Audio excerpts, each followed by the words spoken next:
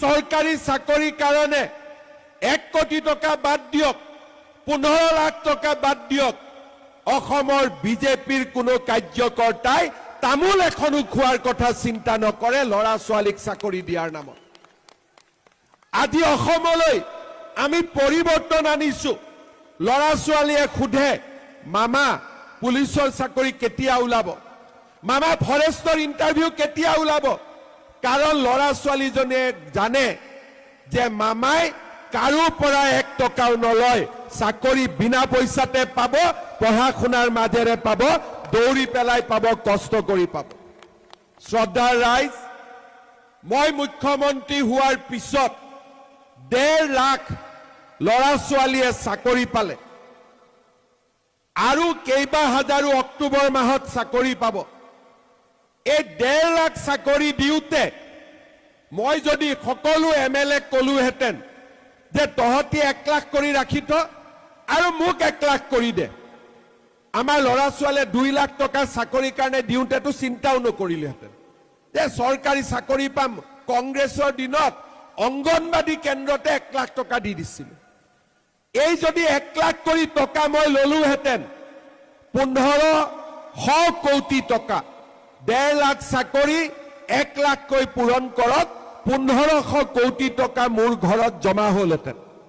আমাৰ বিজেপি দলৰ সকলো কাৰ্যকৰ্তাৰে গাড়ী হ'লহেঁতেন, বিজেপি দলৰ সকলো কাৰ্যকৰ্তাৰ ঘৰ হ'লহেঁতেন। কিন্তু প্ৰথমবাৰ স্বাধীনতাৰ 75 বছৰ পিছত প্ৰথমবাৰ আমি অসমত এনে এক পৰিৱেশ নিৰ্মাণ কৰিলো যে চাকৰিৰ নামত কোনেও তামোল এখন খাব সাহস নকৰে। তেনে এক পৰিৱেশৰ আজি আমি নিৰ্মাণ কৰিম। এই 1.5 লাখ ল'ৰা ছোৱালীয়ে চাকৰি পাইছে। কোনো মোৰ ভাই নহয়, কোনো মোৰ ভতিজা নহয়, কিন্তু সকলো মোৰ ভাগিন, সকলো মোৰ ভতিজা, কাৰণ তেওঁলোক এই অসমৰে বাসিন্দা। আজি আমি ঘৰৰ মানুহক চাকৰি দিয়া নাই, টকালৈ চাকৰি দিয়া নাই, ট্ৰেন্সফাৰ পোষ্টিঙত আমি টকা লোৱা নাই। অহা মাহত আমাৰ ল'ৰাবিলাকে চাকৰি কৰে কম্পিউটাৰৰ জৰিয়তে।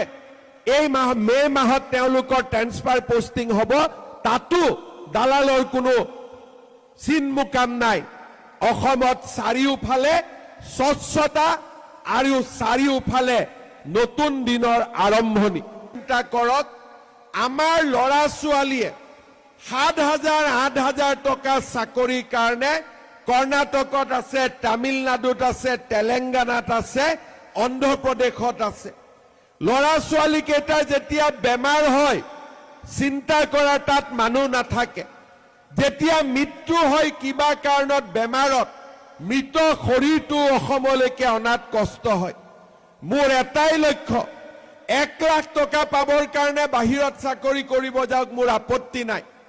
কিন্তু 7,000 8,000 টকাৰ কাৰণে অসমৰ বাহিৰত চাকৰি কৰিবলৈ যোৱা ল'ৰা ছোৱালী কেইটাক মাকৰ বুকুলৈ উভতাই অনাৰ দায়িত্ব আমাৰ আছে।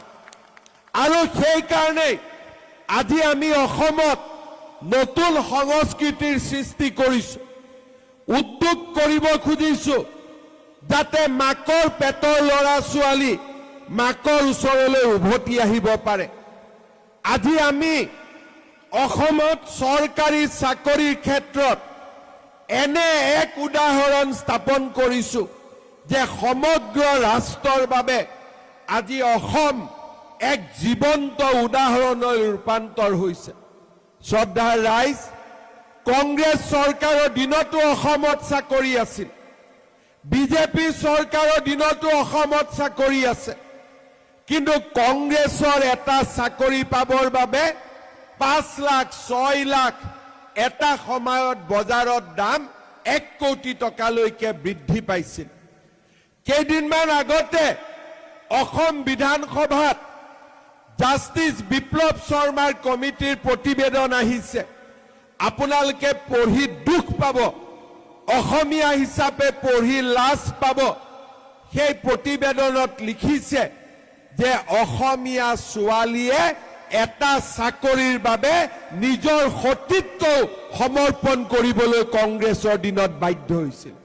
এয়া মই কোৱাৰ কথা নহয়, ন্যায়াধীশ